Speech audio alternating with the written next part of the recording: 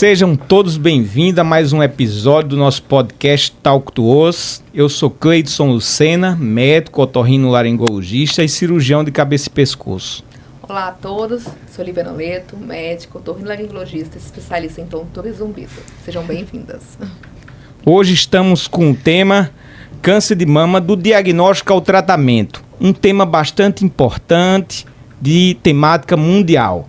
Pelos dados do INCA, em 2024, em torno de 73 mil mulheres terão câncer de mama. E a gente sabe que o câncer de mama é o câncer mais frequente de todas as mulheres, com exceção, tirando o câncer de pele, né?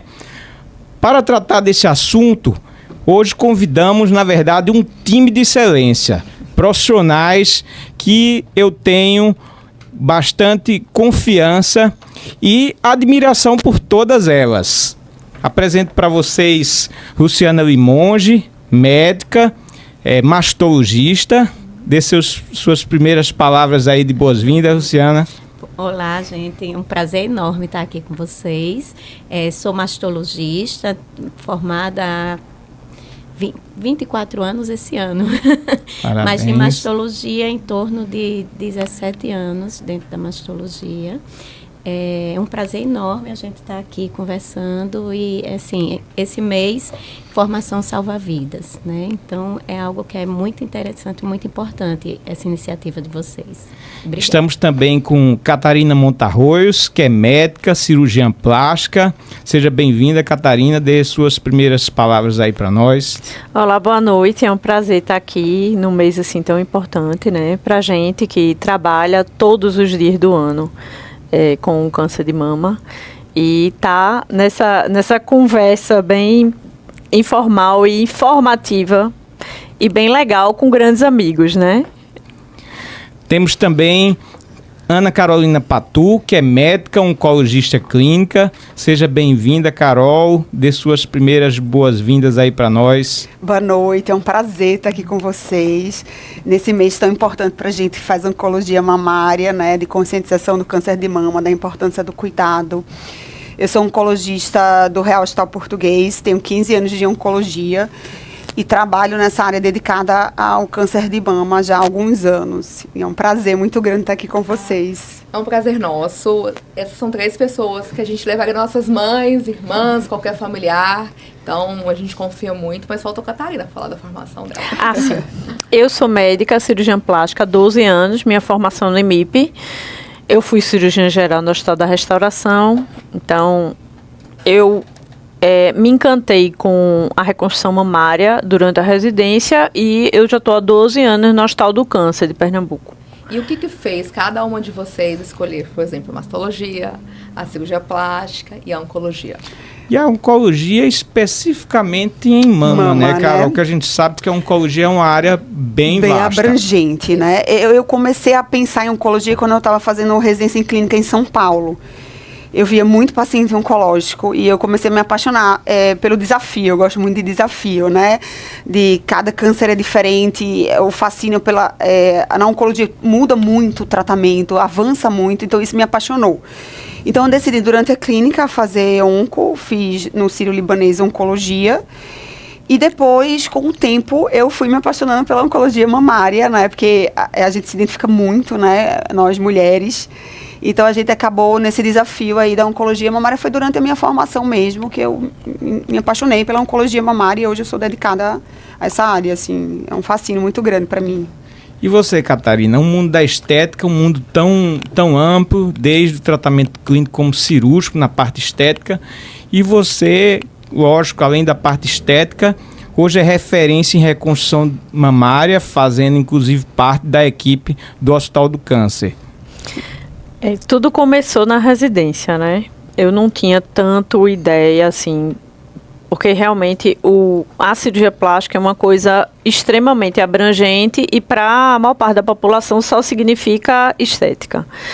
Então, eu fui fazer residência num lugar que fazia muita reconstrução E eu tive os meus preceptores que tinham, assim, um fascínio especial sobre reconstrução de mama, e acabou que, para completar, a Sociedade Brasileira de Cirurgia Plástica, na época que eu fui residente, fez uma grande campanha, um grande mutirão no Brasil todo. A gente participou na seleção dos pacientes, tudo. Então, acabou que foi um ano, assim, um ano bem importante, que eu operei muito. Então, é muito fácil se apaixonar, né, por tratamento de câncer. É assim, é uma coisa extremamente prazerosa, e você lida de uma forma, você vê a parte assistencial que está associada ao tratamento, e que é uma coisa que, para a gente, para o médico, eu acho que traz muita satisfação, entendeu? Eu vou lhe dizer que eu acredito que a mastologia me escolheu, né?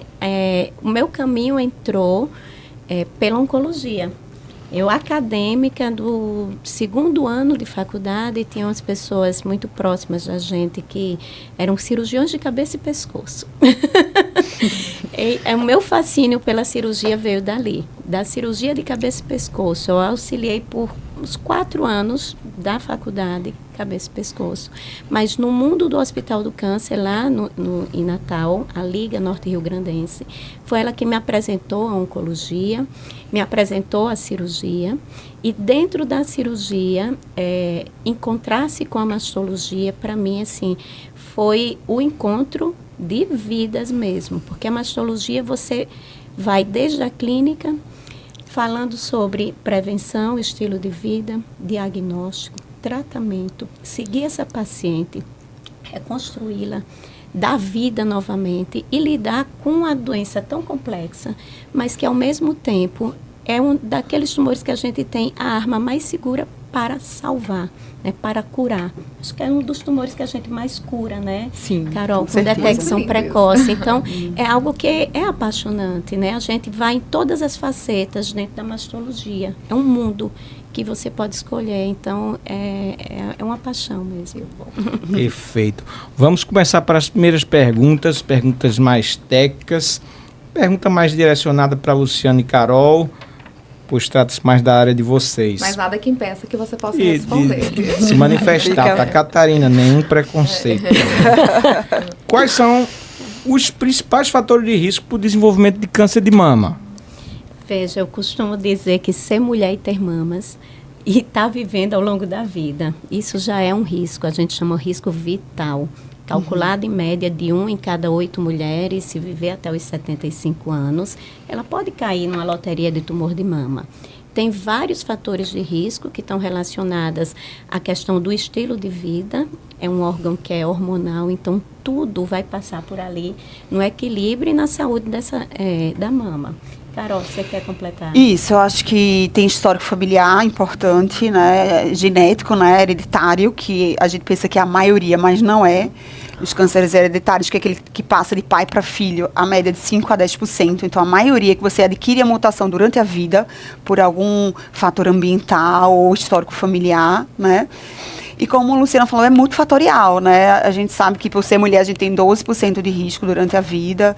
Tem histórico familiar, fatores ambientais, né, amamentação, exposição prolongada a hormônios, menstruação precoce, menopausa tardia. Quanto mais tempo ela está exposta, né, a hormônios, estrógeno, progesterona. Mas então, hoje em dia, você falou no início que o câncer de mama é o mais comum no mundo, né? Isso está refletindo o estilo de vida da mulher moderna. Se eu perguntar, o que seria o estilo de vida? O que você falaria em relação a isso? Então, aí vamos lá, né? Hoje em dia, uma mulher... A maior parte dos tumores são diagnosticados ainda, 50% deles, entre 50 e 65 anos. A mulher está ali, já acumulou diversas funções, muitas vezes ela perde o seu autocuidado. E aí vem a questão do sedentarismo, da alimentação, obesidade, está envolvido não só com câncer de mama, mas tantos outros tumores. Mas é muito importante a gente falar, porque hoje em dia a gente está numa cultura que tem que aceitar a obesidade, que não é doença, E é importante você falar isso, que é uma doença. Que a obesidade é a gênese de várias doenças, né? O Na verdade, há quem considere a obesidade uma doença. E consideraria também o sedentarismo uma doença, porque a questão química do paciente sedentário é muito semelhante à inflamatória de um obeso. Aí o tabagismo, o etilismo, o álcool, né? síndromes ansiosas depressivas crônicas, tudo isso você vai perdendo o autocuidado. Porque às vezes a gente escuta muito paciente que fala, eu tive um problema emocional, fiquei triste, e aí logo depois... Muitos perguntam isso, se o estresse está relacionado, né? A gente não tem ainda, assim, um estudo que fala... Que comprove é aquilo, ao não é certo. só aquilo, está influenciando, mas é vários fatores. Como uma causa multifatorial, a gente não pode culpar apenas o estresse como causador disso. O que é comum da gente ver, desculpa interromper, é a questão que quando você está sob tensão, você perde o seu cuidado. Então, perde a atenção com sua saúde.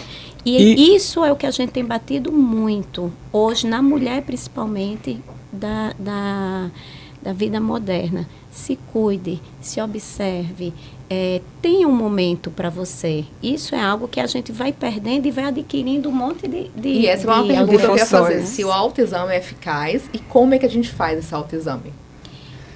O autoexame, vamos chamar de outro nome, Lê? Vamos chamar de autoconhecimento. Então, vamos lá. Conhecer o seu corpo. O autoexame carrega um peso muito para o paciente no sentido, será que eu estou fazendo certo? Será que eu aprendi? Será que me ensinaram corretamente? E o que a gente quer é que ela se toque, que ela se veja, que ela se observe, que ela veja os sinais do seu corpo. Isso tem um papel muito importante hoje em dia, no Brasil, por uma questão pública de dificuldade de acesso aos exames, mas também a gente tem visto um aumento de incidência em cânceres em mulheres mais jovens. E os exames, eles têm a limitação nesse diagnóstico. Então, muitas vezes, a paciente, numa idade que não é aquela que os exames realmente são mais apurados, elas chegam precocemente para a gente palpando. Que idade, mais ou menos, você aconselha? Começar a fazer os exames de prevenção é básico a partir dos 40 anos. Se você tem uma história familiar, uma base aos 35 ou 10 anos antes da idade daquele paciente jovem que teve tumor na sua família. Mas quem não tem nenhuma história e está assim, quando é que eu preciso ir no mastologista?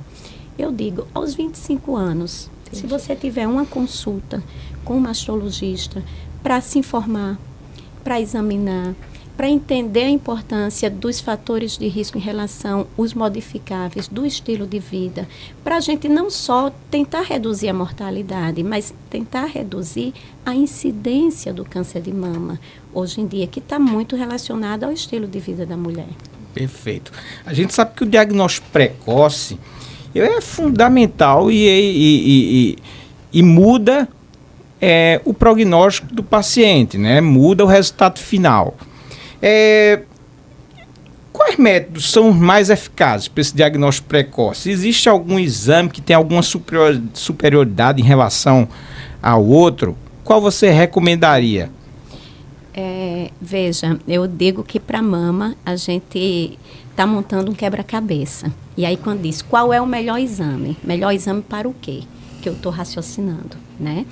Para rastrear uma população, isto é, buscar sinais de alguma alteração, não existe exame melhor do que a mamografia.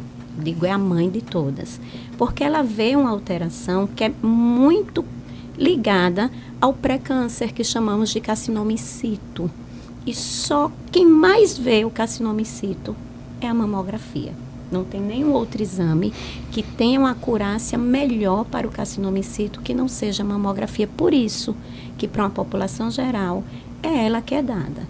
Mas vão ter muitas alterações que a mamografia vai ter as suas limitações e a gente vai acumulando, pegando as outras pecinhas do quebra-cabeça, né? Eu queria tirar uma dúvida, você como oncologista, como é que você trabalha junto com a mastologista? Vocês acabam fazendo, não tenho dúvida, vocês acabam fazendo a mesma área, como é que vocês dividem, por exemplo, esse paciente que está no câncer de mama, só para eu poder tentar um câncer Eu acho que é o segredo do sucesso. É o que segredo do diagnóstico precoce, é o segredo da alta taxa de cura, é a gente tratar a multidisciplinaridade, assim, a gente sempre vê o paciente, né, geralmente começa pelo mastologista, né, ele faz o diagnóstico, passa pra gente e a gente sempre conversa, sempre compartilha, sempre conversa, né, Lu? Sempre afina pra gente oferecer o melhor tratamento para o nosso paciente. Isso é essencial.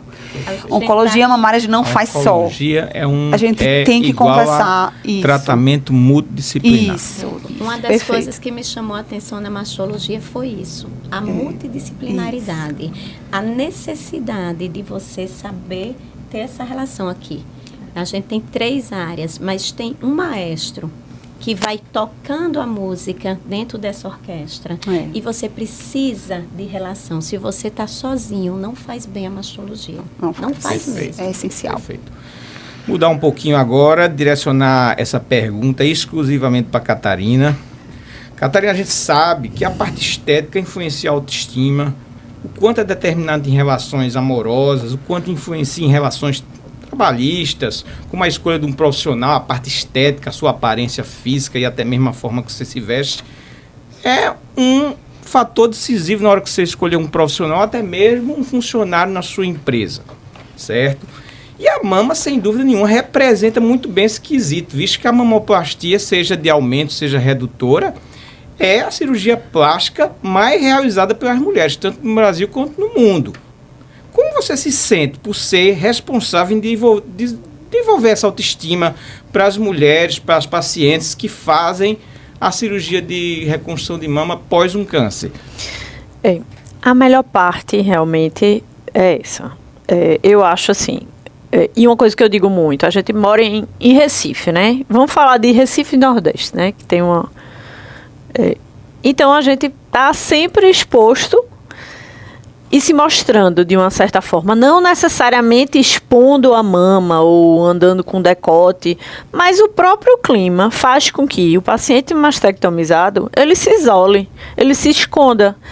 Uma coisa que a gente ama aqui, praia. Pronto, é o primeiro lugar que ele passa a não frequentar. E não frequentar, não só por conta da questão estética em si, vamos dizer assim, de não, tô com uma mama só, tô com uma cicatriz, mas porque é tão desagradável ver as outras pessoas olhando. Então, esse julgamento, isso realmente é um sofrimento grande. E eu não tô falando, assim, só de pacientes que têm... Por isso que eu falo assim, não estou falando de decote, não estou falando de biquíni, de pessoas, por exemplo, que não gostam de se expor, mas que acabam se isolando porque, tipo, fica evidente em alguns casos. E assim, e é muito interessante porque isso é talvez até uma novidade, vamos dizer assim. A maior parte das mulheres, elas acabam sem fazer reconstrução de mama. Então, o que está acontecendo agora? Quando você vê, fulano teve câncer, né? Bem frequente, todo mundo conhece alguém que já teve câncer. Ela fez o quê? Não, ela fez a cirurgia e já botou o peito. Pronto. Hoje, como assim? Já fez a cirurgia e já colocou? Por que não? Porque é um direito, porque está na Constituição, porque ela pode. Que legal, pronto. Então, eu acho que isso é uma tendência mundial, nos estudos já é uma tendência mundial, de você começar a procurar fazer a reconstrução, tanto precoce quanto tardia. E isso faz com que essa população, na hora que ela tem o diagnóstico, ela está preocupada, meu Deus, vou morrer, com quem vou deixar meus meninos, o que é que vai ser da minha vida, mas ela já fica, não, calma, vamos lá, eu estou sabendo que tem tratamento, eu sei que a maior parte das pessoas não morre mais, que era uma coisa que antigamente era bem frequente, e aí eu ainda posso fazer. Poxa, eu ainda posso fazer. Nossa, doutora, minha amiga fez a cirurgia, ficou muito legal. Imagina se eu precisasse. Não fale uma coisa dessa. Já acontece isso. Então, assim, é uma mudança eu acho que de um paradigma mesmo da mulher, tá entendendo? Ela deixa de... Tem paciente minha mastectomizada bilateral que teve filho, que casou, que é outra coisa. Você disse, não, pronto, eu tirei a mama, deixei de ser mulher, deixei de trabalhar, né? Deixei não saio mais para canto nenhum. E isso mudou. Tem, inclusive, pessoas que dizem assim, olha, eu comecei a viver depois que eu tive o câncer de mama, porque eu estava numa loucura tão grande que eu parei, comecei tudo de novo e vi, nossa, como é massa, porque você pode, tá entendendo, dar valor a coisas Começar a valorizar coisas que antes passava desapercebido. passava batido. E de peito bonito, de peito novo. Mas sabe que você falou uma coisa que é bastante... Eu trabalho muito com paciente com tontura zumbido, que muito tem fundo somático, e a grande maioria dos meus pacientes são mulheres, apesar de ter muitos pacientes homens. Mas tem alguns casos de pacientes que desenvolveram sintomas de zumbido, e talvez devido ao tratamento, algum quimioterápico, mas assim, elas se referem muito, quando a gente entra na vida pessoal, que elas às vezes não têm mais relação com o esposo, que elas não querem se mostrar para pessoas que às vezes não se reconstruíram. E aí a gente vê como isso acaba refletindo, a pessoa fica com vergonha, acaba interferindo na vida do casal. Então, assim, pacientes assim que eu vejo que não fizeram uma reconstrução, são pessoas que às vezes sofrem mais dessas doenças somáticas, entendeu? Psicossomáticas, são pessoas que ficam mais chateadas, mais deprimidas, a gente vê uma piora do zumbido. E aí eu tenho aqueles pacientes que fizeram e o câncer passou e... Certamente, Li, a reconstrução, eu digo que é reconstruir a vida. Sim. A mama, ela tá lá, a gente vai vai preencher o vazio, a gente vai dar um contorno, a gente vai tentar uma harmonia, uma simetria, mas esse trabalho que é contínuo, é persistente. Muitas vezes um grande desafio com a arma que a gente utiliza de radioterapia, isso dificulta muito, né? Mas esse construir do reparar, e isso é algo que me incomodava demais, e eu fui atrás de afinar isso, porque a gente causa um dano, né? Porque é necessário para uma doença complexa, oncológica. Mas reparar esse dano é muito satisfatório, porque a gente está dando vida, né, Catarina, para a paciente. E ela falou mudança de paradigma. Perfeito. Mais um estímulo da detecção precoce. Antes de perguntar isso, eu também faço cirurgias reparadoras na face. Eu costumo dizer que só quem tem um câncer sabe o quanto você fica destruído em uma área vital, assim. Eu costumo falar que a gente pega às vezes um vaso que está quebrado e a gente vai reconstruir esse vaso, vai colar esses pedacinhos e às vezes esse vaso não vai ficar igual. Nunca vai ficar igual, mas às vezes ele fica melhor. Porque do que era você antes, começa a valorizar exatamente coisas que você não valorizava antes. Então você constrói um vaso com essência melhor, não com aparência melhor, mas com essência final melhor. E isso tem um impacto muito grande, porque a mama, assim, ele tem um simbolismo muito grande. Para a mulher, né? A gente vê, o mastologista, ele cuida da saúde das mamas. 70% da nossa rotina é alteração benigna, assim, no consultório. Cistos, nódulos. E essas pacientes vêm com o juízo na ponta do pé, até a gente explicar a elas que está tudo bem. Então, tem um impacto muito grande, né?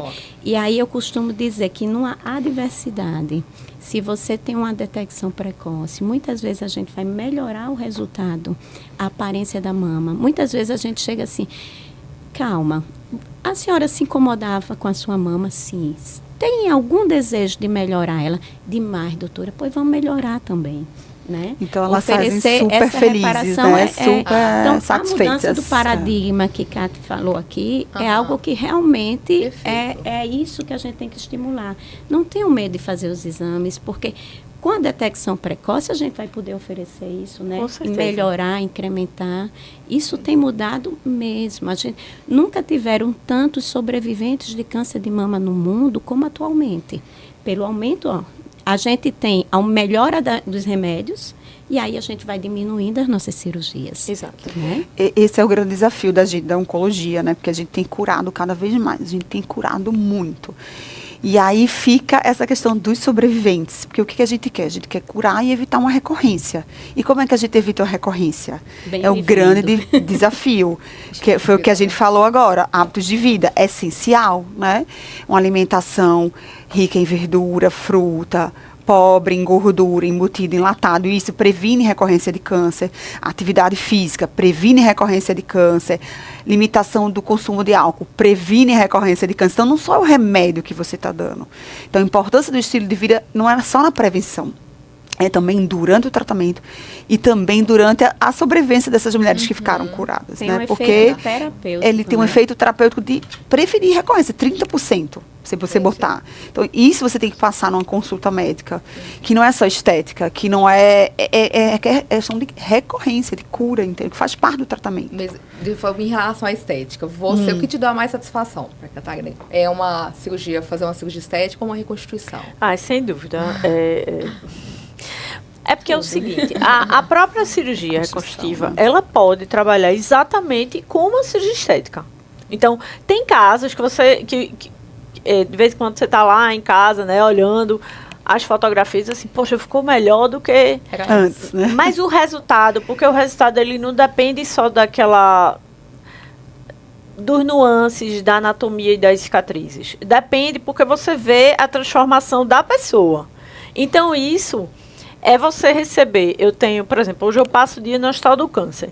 Então, eu recebo as pacientes que estão com o diagnóstico, que eu vou fazer a reconstrução imediata, e com as que vieram para se consultar já operadas. Então, é um grupo que é completamente diferente. Quando a gente chega, uma já conversou com a outra, já está todo mundo Já sabe sabendo que não vai morrer, sabendo que, não sei o quê, sabe a cicatriz, e como vai ser, que vai doer, que vai ter dreno, que não vai.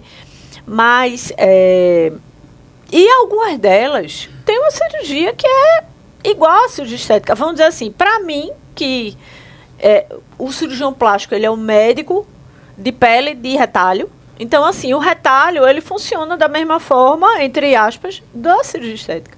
Só que o resultado não é numa pessoa, você não é um açougueiro cortando uma carne, você tem todo o sentimento, a emoção, a vida da pessoa associada àquele procedimento. Então, é diferente. Então, eu acho realmente o máximo. A reconstrução em si, ela tem esse poder. E uma coisa interessante que está sendo feita, que aí já é um pouquinho demais, eu vou só fugir um pouquinho, porque algumas cirurgias estéticas, elas estão mudando com a referência da cirurgia reconstrutiva. Então, a gente tem outras opções que estão vindo por conta do conhecimento de cirurgia reconstrutiva. E isso é muito legal. Entendeu? Perfeito. Vou fazer agora uma pergunta direcionada a Carol e Luciana também pode participar, tá? Considerando que a gente já fez a biópsia, tá certo? Eu acredito que a pergunta vai para as duas mesmo. Quais critérios vocês utilizam para escolher o tratamento dessa paciente? Que a gente também tem no câncer de mama algumas opções. A gente tem a cirurgia, a gente tem a quimioterapia, a gente tem a radioterapia, a gente tem a terapia alvo, a gente tem a imunoterapia. Enfim, quais critérios vocês utilizam sem a gente ter aqui que recorrer ao estadiamento clínico, enfim, que resposta poderia dar de uma forma geral para os nossos ouvintes? Pronto, mais leiga. Primeiro, a maior parte das vezes a biópsia vem ao mastologista, porque a gente está muito na fase do rastreamento, detecção precoce. Então, a biópsia, ela vem num papel que chama histopatológico, que eu costumo dizer é a foto do tumor. Mas como ele se comporta, como ele se veste, como ele vai se apresentar para a gente em termos de risco, de agressividade, é um exame de imunistoquímica, que ele fica pronto uns 2, 3 dias, às vezes uma semana depois desse resultado que eu tirei a foto e vi ali. É um carcinoma, né? Então, a gente dá a conduta em base disso. Às vezes o paciente recebeu a biópsia, entendeu que tem um tumor que, eu costumo dizer, o tumor que está doente, né? Mas e agora o que é que eu vou fazer? Calma, então vamos esperar a imunistoquímica, que é ele que vai dizer, e aí é o tete a tete. Não existe mastologista sem oncologista. E vice-versa. Porque hoje os medicamentos melhoraram tantos que tem determinados tipos de tumores que mesmo iniciais, mesmo controlando localmente com cirurgia, se a gente pula essa conversa, eu posso estar impedindo uma melhor cura para o paciente. Então, tem que ter a discussão. Impedir a cura mesmo. Dependendo tem do que começar certo. Assim, o câncer de mama é muito heterogêneo, um dos tumores mais heterogêneos na oncologia. Então, aquilo que a gente fala, né? Tem os tumores hormonais, que o estrógeno e a progesterona estimula ele a crescer. Tem os tumores que são triplo negativos, que não têm Esses receptores são hormonais, os piores. são mais agressivos, é mais comum em mulheres jovens. Os hormonais são mais comuns em mulheres mais acima de 50 anos, idosas.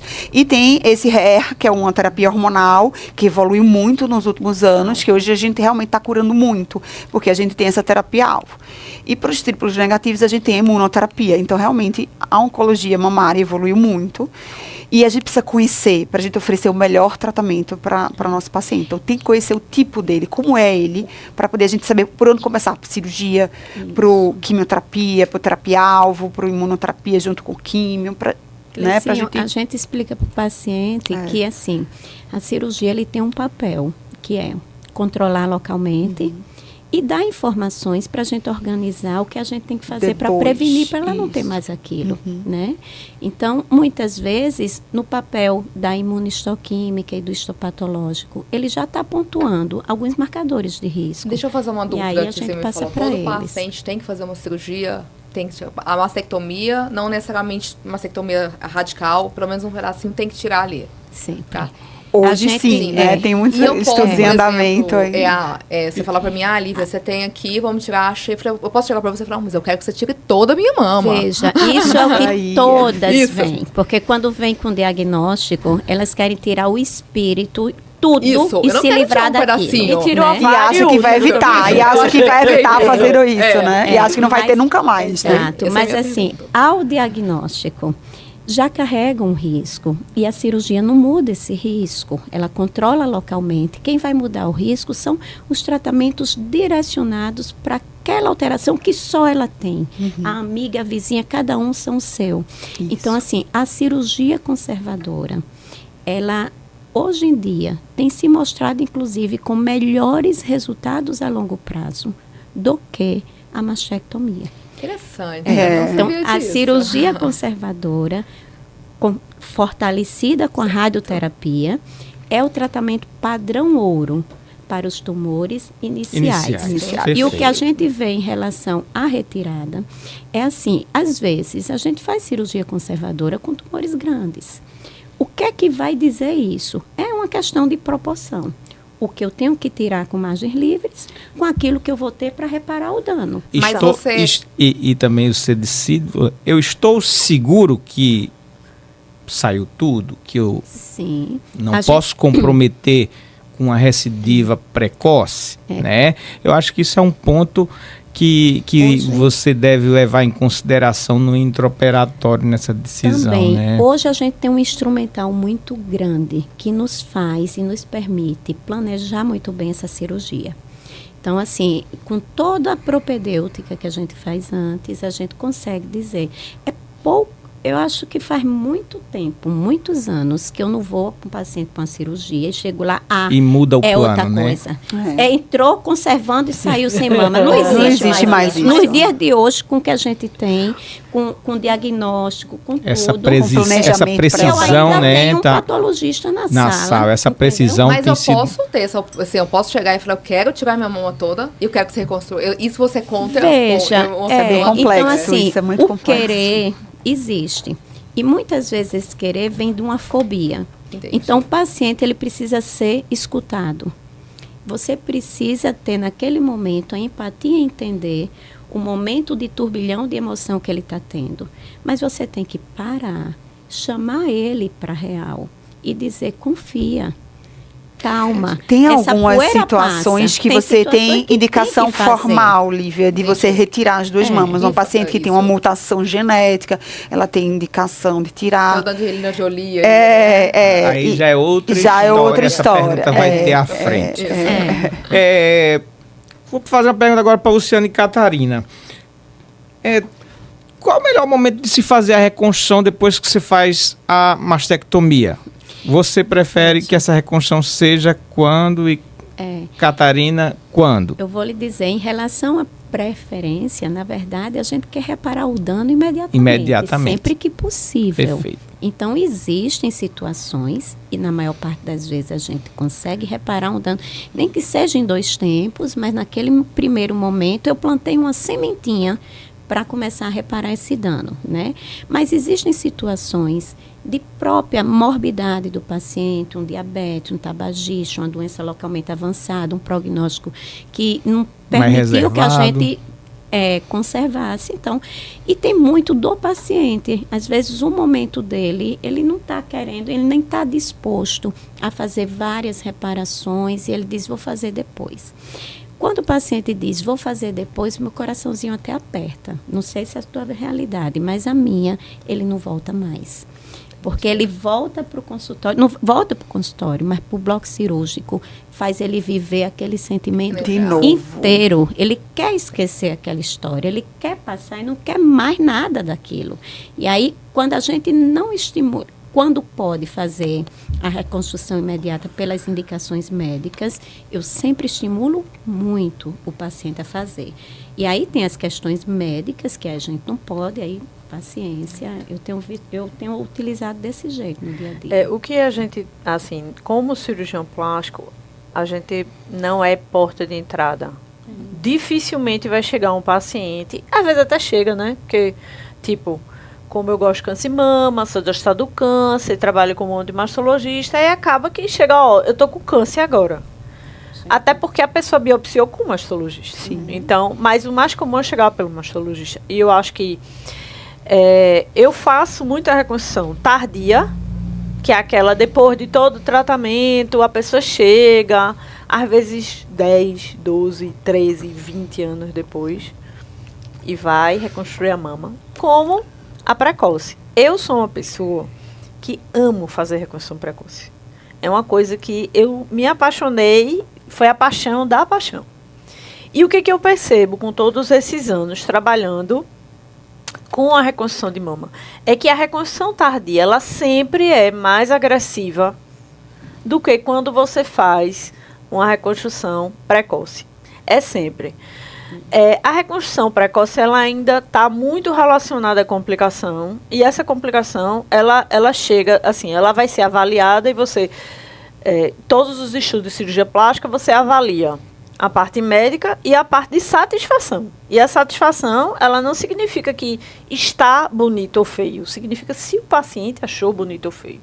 Então, tem vários nuances. Porém, o legal de agora é que, sim, a reconstrução imediata, ela está aparecendo com maior satisfação e as complicações estão diminuindo. Até porque uma das coisas que prejudica, vamos dizer assim, muito o resultado da gente é a radioterapia, que acaba que de uns anos para cá, cada vez ela vai estar, ela é mais suave, certo? Eu recebia paciente, logo quando eu entrei, parecia que estava incinerado. A gente tinha pedra, a né? última máquina de cobalto do Brasil, estava câncer, lá né? do Hospital do Câncer. Então, assim, a pessoa estava destruída, ela não estava com a mama destruída, ela estava com tórax, com a mão, com o braço. Um tecido todo fibrótico, sem circulação. Não tinha nada. Então, assim, e a gente tem isso agora, a gente tem tecnologia, tem a prótese de melhor qualidade, tem um treinamento melhor, tem o microscópio para quem vai fazer microcirurgia, tem telas e, enfim. Então, assim, quando pode, reconstrução imediata. Perfeito. E aí, o que é mais legal ainda? Porque eu entrei na cirurgia geral, era assim, primeiro, se o paciente tivesse doença cardíaca, tem que ter um cardiologista na sala para operar. Né? Então, assim, não, se você tem um problema, você não pode, isso você não pode, não. Então, diabetes, não, você não pode operar porque você tem diabetes. Não, você não pode operar porque você é hipertenso, não, porque você é obeso. Então, a gente também não tem mais isso. Então, o que você vai fazer? Vai ser um score, que a primeira coisa é a vontade do paciente. Porque acaba tudinho. Se ele não tiver nada, menino de 20 anos, mama boa e tal, triplo negativo, vai para a rádio, mas eu não quero. Então, assim, no final das contas, a equipe, ela vai discutir com o paciente e eles vão trabalhar juntos. E a gente está conseguindo fazer mais reconstrução. Tanto a imediata, que para mim seria o ideal. Olha, gente, você não tem ideia, sobra mais pele. A pele, ela, por mais que esteja queimada da radioterapia, ela é mais saudável. Porque a cicatriz, ela é uma alteração importante. Cátia, até mesmo a evolução, que eu também faço as reparações. A evolução da mastectomia, a que a gente faz hoje é outra. Né? Então, a pele que sobra, o mastologista que está fazendo aquele dano, que é a mastectomia, está entregando uma situação para reparação até melhor mesmo. Mas, a radioterapia continua ainda sendo um grande desafio, porque as alterações da radioterapia, elas são crônicas, contínuas. Por longo tempo, persistentes. E a gente está com a pele linda, mas não não vai dar perreio, juiz. Carol, deixa eu voltando aqui na história de prevenção, que você falou bem de estilo de vida. Tem alguma novidade em relação à prevenção dos pacientes que têm história familiar ou que têm a genética em relação a alguma inteligência artificial ou biomarcador? Tem algo aí que você pode falar pra gente? Veja, Olivia, avançou nesse aspecto, né? Hoje toda paciente, a maioria, né, que vem com diagnóstico, a gente tem feito uma avaliação genética para a gente ver se essa alteração veio do pai, da mãe ou se adquiriu durante a vida. O geneticista está junto da gente também, é outra peça fundamental também no tratamento do câncer de mama. Ele está junto da gente também, então ele faz toda essa pesquisa genética, né? A inteligência artificial entrou no cenário de screening, né?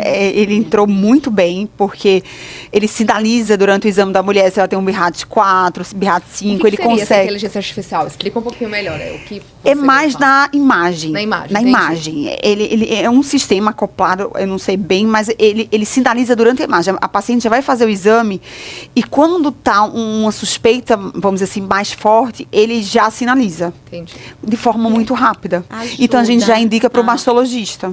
A gente ganha tempo. A gente ganha tempo. No diagnóstico. Isso. Existem alguns estudos, pesquisas que estão envolvendo diagnóstico por biópsia de sangue, né, líquido. Mas isso são tudo assim, muito início ainda, inicial, muito mas início ainda. A inteligência, promissores. A inteligência artificial vai chegar para acelerar isso. Daqui a pouco... Acelerar o diagnóstico. Daqui a pouco a gente vai fazer diagnósticos, não mais por exame de imagem, através desses exames. Mas... biomarcadores, né? Biomarcadores. São células no sangue, né? São células no sangue. Inclusive, o ganhador do Prêmio Nobel esse ano foi exatamente 2 pesquisadores que descobriram os microRNAs, né? E o futuro do diagnóstico de todas as doenças está aí, né? Essa questão que a Luciana falou, das que a gente chama células tumorais circulantes, aquelas células que a gente não sabe se a paciente tem, que aumenta o risco de recidiva dela, porque está lá, né, circulando no sangue. No futuro vai ajudar também a indicar ou não quimioterapia. Perfeito. Por exemplo, a paciente vai ser submetida à cirurgia e a gente vai dosar no sangue essas células. Se ela não tiver, ela não faz químio. Se ela tiver, ela faz químio. Porque hoje a gente vê critérios clínicos para oferecer quimioterapia e agora a gente vai ter um pouco mais de precisão, que é a evolução da oncologia nesse aspecto, num futuro bem próximo. Em relação à inteligência artificial, um estudo, quem pesquisa bem isso é o Reino Unido. E aí ele tem estudo comparando essas biópsias de sangue, né, buscando essas mutações que a gente tem circulando e tentando comparar com a mamografia. E aí, para poder dizer... Mais precoce ainda. Né? Então, são coisas que vão ser muito... Mas é tudo... O jornal diz, está pronto. Aí os pacientes mas ficam... nada disso ainda tá é validado. Nada está na prática ainda. Nada está na prática. Daqui a pouco a gente vai ter um reloginho que ele vai estar dizendo o que é que está circulando aqui com a gente e vai dizer, vá tu buscar agora seu médico. Mas são coisas... A inteligência artificial veio para ficar e se você imagina ela como algo que é o seu inimigo, você vai estar obsoleto. Acho que é um aliado, né? É um aliado para você melhorar a prática. E por falar a imprensa ter influência nessa busca, vimos recentemente, não tão recentemente, mas a gente viu a atriz Angelina Jolie realizar a mastectomia profilática, certo? E isso foi bastante replicado pelo mundo todo.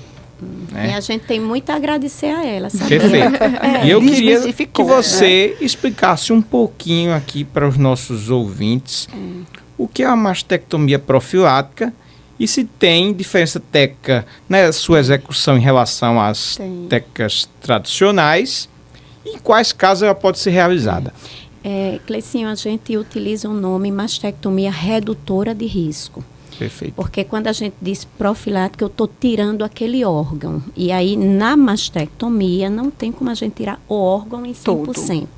A mama é um órgão que tem uma intimidade anatômica muito grande com a pele. E se a gente for atrás de remover o máximo e de um tudo, aquilo que envolve, morre. Morre, né? Porque a vascularização é comum dos dois. Então, a gente tem que ter o cuidado nessa manipulação.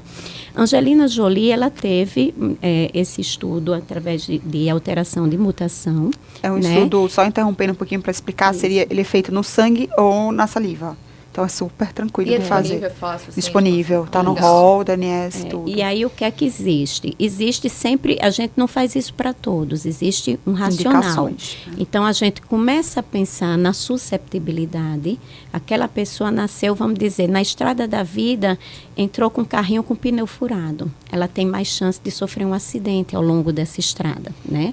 A gente, quando nasce, a gente nasce com a maquininha toda organizada, o Papai do Céu nos dá tudo prontinho, ainda um sistema imunológico que nos defende. Mas nesse caminho, tem pessoas que são vulneráveis.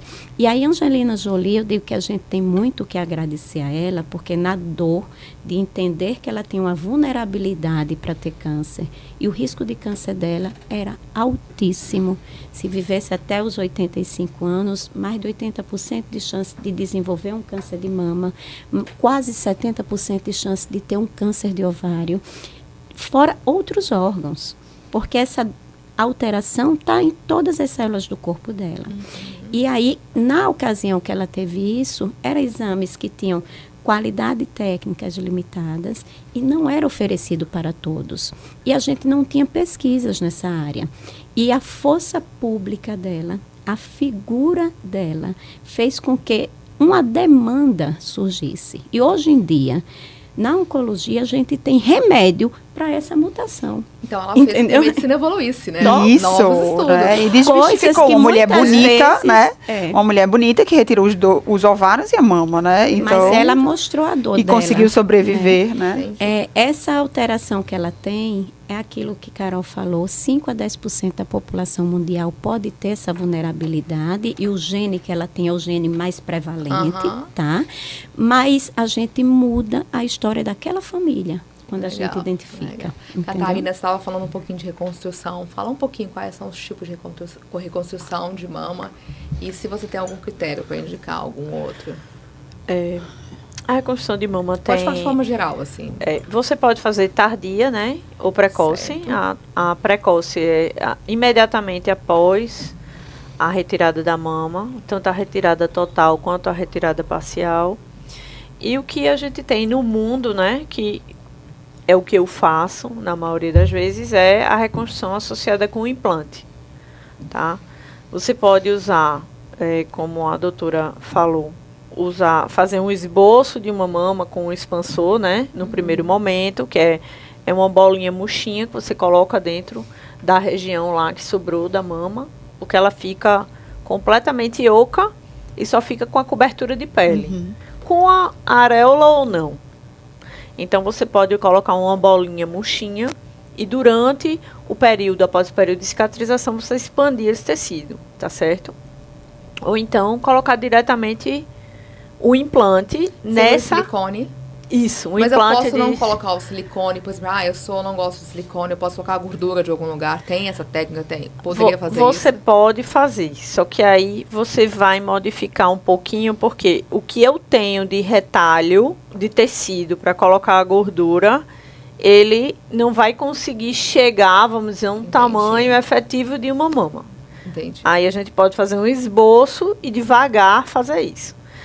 E existe outra forma de fazer a reconstrução, que é não só porque, na verdade, na cirurgia de reconstrução imediata e tardia você usar um retalho, é um tecido de um outro lugar que você vai preencher aquela região, tá certo? Que acaba que, às vezes, também a gente usa implante, né? E são cirurgias superficiais, de baixa morbidade. tá certo? E eu lembro, quando eu entrei no hospital, eu disse assim, não vai pedir reserva de sangue para paciente? Deus me livre. Se eu achasse que a paciente vai sangrar, precisar de sangue, eu não vou fazer a reconstrução dela. Não tem sentido. Então, são cirurgias seguras, são cirurgias de descrição mega antiga. O próprio implante de silicone, ele é uma coisa absurda, usada no mundo de uma forma rotineira, uma das cirurgias mais realizadas no mundo, entendeu? Então, assim, então, realmente é seguro. Você faz a cirurgia sempre no ambiente hospitalar, seguro também. Você pode fazer na paciente após uma quimioterapia. Então, tem paciente sem cabelo, sem sobrancelha e ainda, enfim. E ela tem segurança de fazer a cirurgia, ela faz bem, ela se sai bem, ela não complica. Sério? Ela continua, ela segue o tratamento e ela volta ainda para fazer as outras cirurgias quando precisa. Às vezes nem precisa. Entendeu? Então, assim, é uma coisa muito interessante. Óbvio, precisa de um treinamento, precisa de uma paciência maior, precisa entender que é um desafio, porque uma das coisas discutidas em relação à reconstrução imediata é que, não, se você tiver algum problema, você vai atrapalhar o oncologista clínico e o radioterapeuta, porque aí você tem que cicatrizar uma coisa que não está cicatrizando rápido. Aberta, né? Mas, então, tem toda uma dinâmica. Tem que ter um aprendizado. Eu tive que voltar para estudar câncer, estudar câncer de mama, estudar quimioterapia, estudar a radioterapia da pior forma possível, que é assim, brigar com ela todos os dias da vida, até você começar a entender e ter realmente a tal da criatividade. Eu acho que no cirurgião plástico é a coisa que assim, cirurgião plástico é o médico, o artista, mas eu acho que é por conta disso, porque a gente, na hora, o da história de você dizer, eu já sei qual é a cirurgia que vai começar e que vai terminar, como a doutora falou. Às vezes você tem um pensamento e na hora né? Chega a fazer assim, eita, o tumor cresceu demais, eu vou ter que tirar aqui. Aí você... e você tem que ter todas as cartas na manga. Inclusive, você tem que ser humilde ao ponto de, às vezes, dizer, essa daí não vai dar para fazer de imediato. Agora, né? Entendeu? Ops, vamos dar um passo atrás. Então, tem um aprendizado.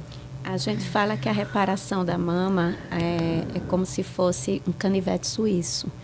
Não existe uma técnica. Tu tem que saber todas. E usar aquela... Naquele momento, você usar vai... a mais adequada naquele momento, né? Exatamente. É lindo. Vamos para o nosso último bloco de perguntas. Essas perguntas, elas são direcionadas a vocês três, tá certo? Então, vamos começar de Luciana para Carol, tá bom? Quais são as maiores dificuldades que vocês veem no tratamento de pacientes com câncer de mama no Brasil? Veja, Cleicinho, que pergunta boa essa, viu? Eu não estou há um tempo, desde 2019, no serviço público, tá? Mas o que a gente sabe dos dados no Brasil, o maior impasse é o acesso. E acesso a tudo, meu amigo. Acesso ao exame que permite diagnóstico, acesso à biópsia, que demora 2 meses, 3 meses, dependendo do lugar onde a gente está. Acesso ao início do tratamento, conseguir chegar na consulta do mastologista. O mastologista não está lá no fronte, o mastologista está no hospital terciário, está no hospital do câncer. Exato. E a gente espera, ansioso que esse paciente chegue na gente, num serviço todo burocratizado e fragmentado. Que não existe uma navegação e orientação desse paciente que, muitas vezes, pela própria informação dele, ele não sabe, ele é passivo nesse processo. E por essa passividade ele fica esperando que alguém o faça, que alguém o leve. Então, o maior desafio hoje para a gente mudar o mundo, houve redução da mortalidade de câncer de mama. No Brasil, nós não conseguimos ainda isso, e pós-pandemia os dados é que a gente aumentou a mortalidade. E isso reflete acesso. Então, quanto mais informação, e aí acesso, a gente que é médico, a gente tem que ter um papel protagonista, mesmo dentro de casa, com a minha funcionária, com o que for, para tentar melhorar o acesso. Na hora que a gente melhora o acesso, esse é o grande desafio do câncer de mama no Brasil. Perfeito. Catarina. Eu vejo assim, muito câncer avançado, certo? Eu vejo que não só o SUS, ele é perfeito, mas ele tem que ser para mais gente. Ele funciona se fosse uma quantidade bem menor de pessoas. E a gente tem uma abrangência muito grande. Então, assim, e eu digo que o estado da gente ainda parece ser uma ilha, porque eu recebo paciente de Tocantins. A gente tem paciente do norte. Acho que é uma referência. A gente tem. E isso é uma coisa muito grave. E é revoltante, porém, tem que ser entendido. Outra coisa, a gente não tem um plano oncológico. Não existe um plano oncológico. Tipo, paciente que viu, uma senhorinha fez ultrassom, viu uma bolinha no peito. Vamos lá. Coisas bem, bem simples. Ela vai para onde? E ela em quanto tempo dessa bolinha ela tem que ser biopsiada? Quem é que vai fazer? Quem é que vai triar? Não tem um maestro, né?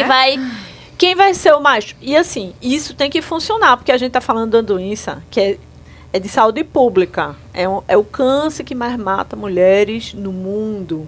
É o câncer que tira esse pessoal do trabalho, que deixa um monte de gente órfã, enfim. Então, não existe isso. E aí, o que acontece? O mastologista no hospital terciário, né, e principalmente SUS, ele está sobrecarregado. Então, eu recebo um monte de paciente. Doutora, apareceu isso aqui. Então, tipo, a gente tria câncer também. A gente vê recidiva de câncer em plastrão, né, que é o tecido da mama que sobra, que a gente cobre com silicone. Então, esse paciente, ele chega para a gente porque, às vezes, ele não consegue chegar para o médico dele. Porque o médico dele, às vezes, está operando o paciente com 4 meses, com 5 meses de atraso. E de cânceres avançados. Às vezes, a gente está com cobertor curto. Às vezes, o paciente chega e aí eu diria, às vezes, sempre, né? Às vezes, a gente via... Eu acho que sempre. A gente via uma lista de cirurgia e eu olhava assim, essa paciente, deixa eu ver, eu só vou ter vaga para ela daqui a 2 meses no bloco cirúrgico. Aí a gente vai lá, Carol, começa a tratar, começa a dar remédio, aí ela tá bom, vou fazendo. Mas 6 meses depois essa paciente volta. E cadê a lista? E na rádio é a mesma coisa. E da rádio é a mesma. Então, é o acesso ao tratamento no tempo certo, à medicação, ao diagnóstico, é acesso. Eu acho que uma coisa que vai... Assim, se a gente trabalhar nas regiões, porque o Brasil é um mundo, né, totalmente diferente, mas os programas de navegação desse paciente, trabalhando lá na frente com a pessoa que é de suma importância no sistema que a gente tem, que ninguém pega ela para ensinar, agente de saúde. Exato. Essa criatura, ela consegue facilitar muita coisa, mas precisa de educação continuada.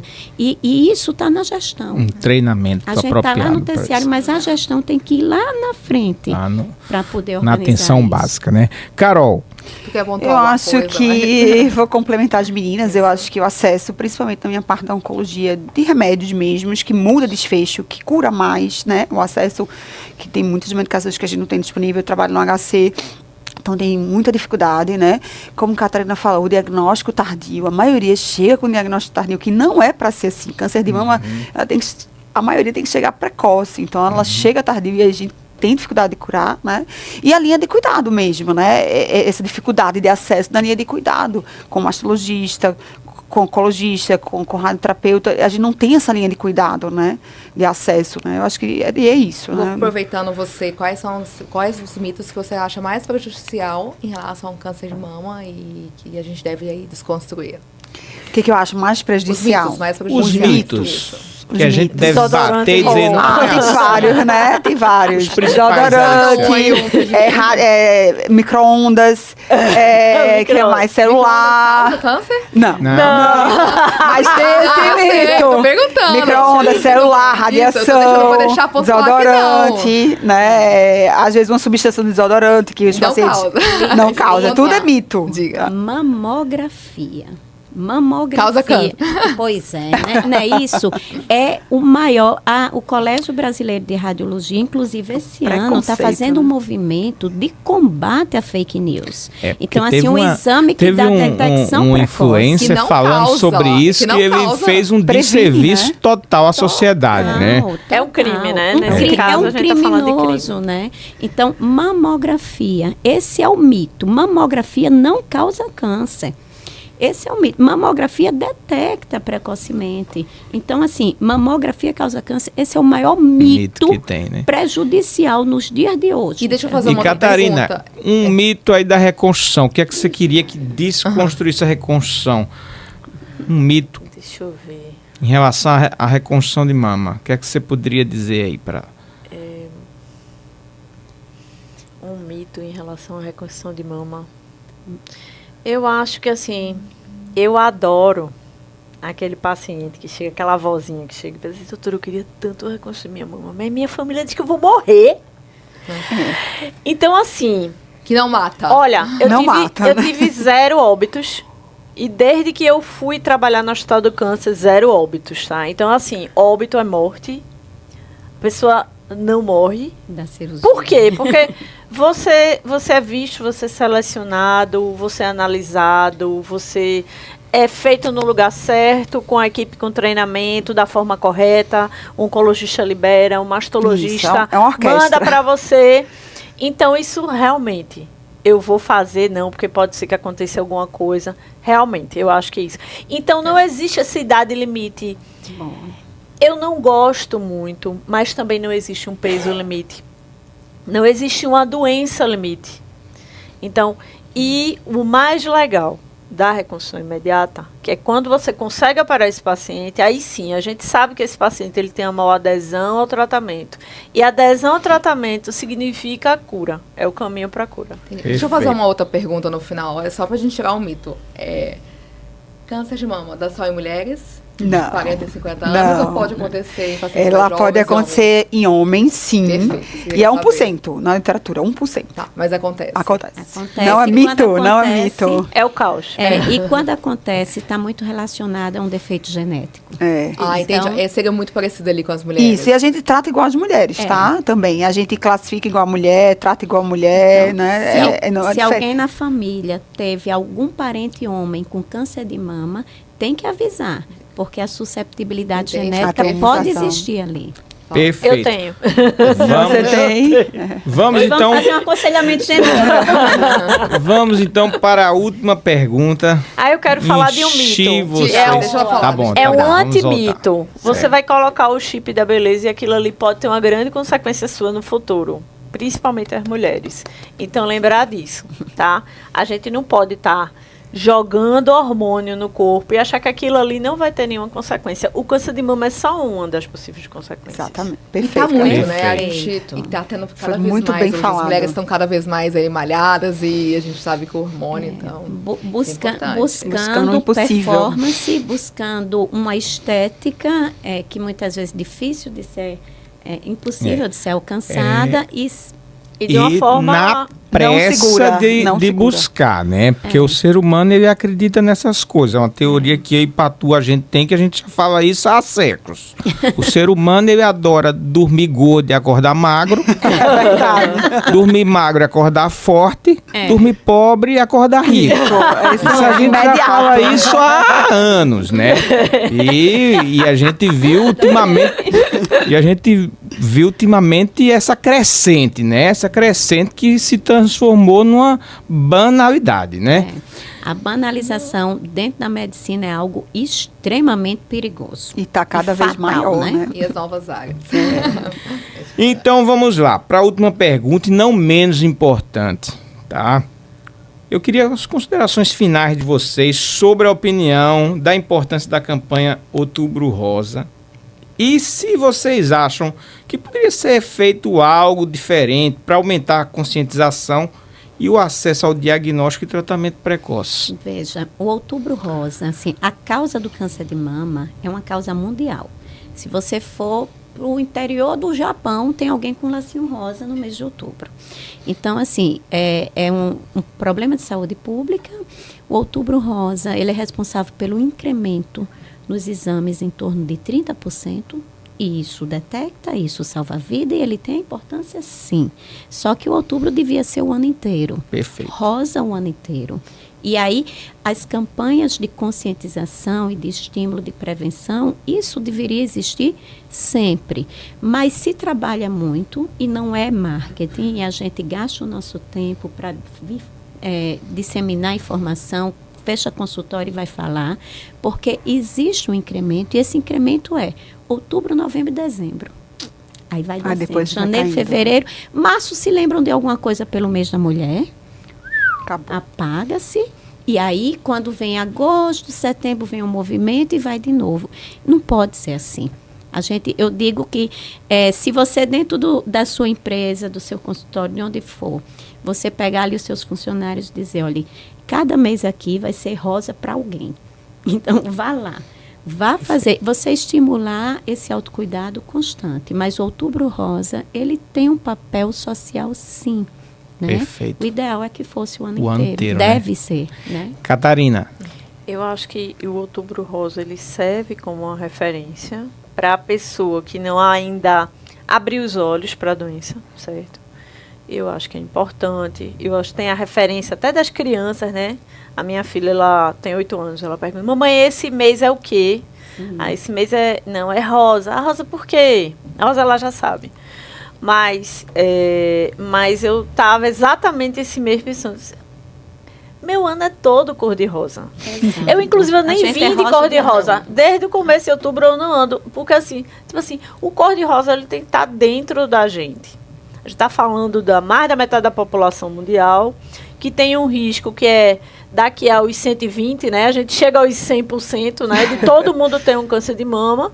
Então, a gente tem que começar a pensar nisso. Como, por exemplo, você pensa eu vou para a academia, eu vou fazer exercício, eu vou correr, eu vou fazer natação, porque eu quero ser um velhinho que passeia no shopping andando e não de cadeira de roda. Pronto. Perfeito. Então, o pensamento eu acho que é esse. Então, é a partir daí. É tipo, eu vou tomar um refrigerante, mas eu tenho que pensar que aquilo ali tem uma consequência e que eu posso ter uma doença oncológica por conta disso, se eu não mudar meu hábito de vida. E se eu não me adaptar, na verdade, ao fato de a gente agora não andar mais de cavalo, não ter que andar a pé, você vai de carro. Então, é uma questão de readaptação, mas colocar aqui, o rosa é o ano todo. O câncer está lá o ano todo esperando por você. Quem não tem uma mãe, uma tia, uma prima, um primo, como eu tive, com câncer de mama, então essa pessoa ela tem que enxergar isso antes.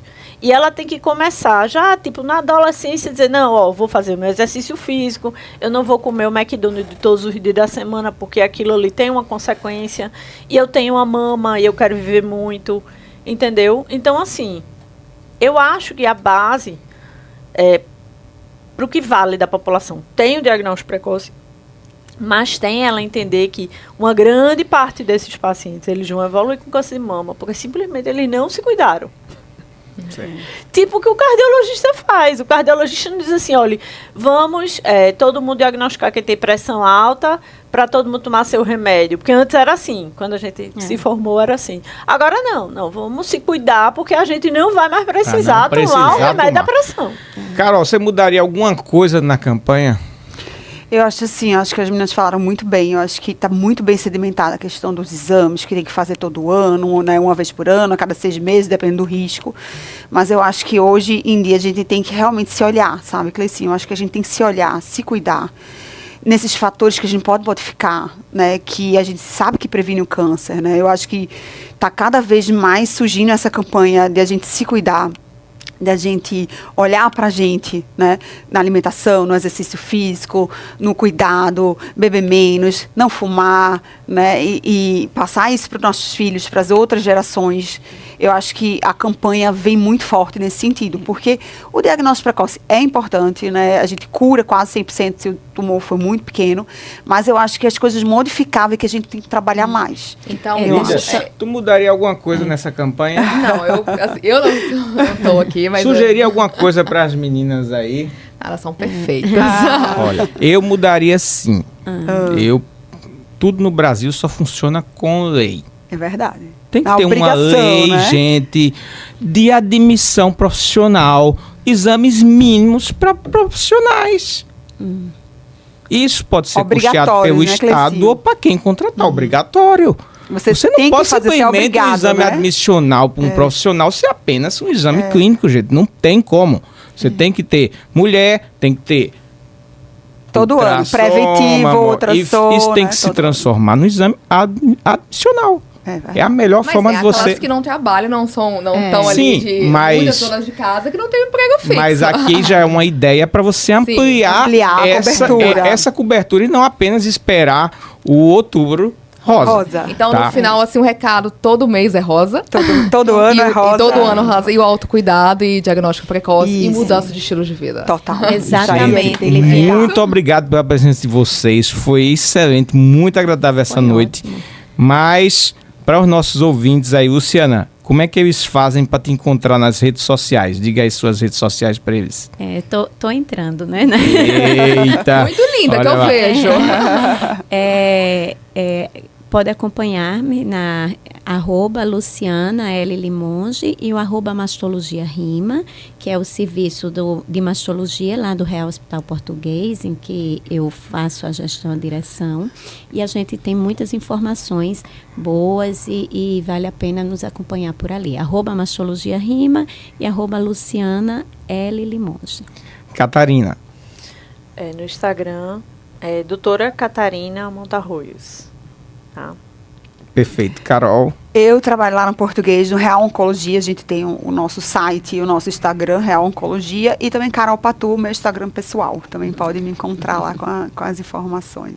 Perfeito. Quer fazer os agradecimentos? Quero. Agradeço vocês. Foi ótimo. Aprendi muita coisa. Nossa. E vocês continuem assim, divulgando, falando sobre prevenção. Acho que vai mudar a vida de muitas pessoas. Muito obrigada. Nós que agradecemos. Mais Foi um uma vez. prazer. Mais uma vez, obrigado a todas vocês. E vocês ouvintes, se quiserem fazer alguma pergunta para elas, encham a caixa de mensagem delas de pergunta, caso a sua dúvida não foi esclarecida nesse podcast. Até o próximo episódio. Boa noite a todos. Boa noite. Obrigada. Obrigada. Ótima noite.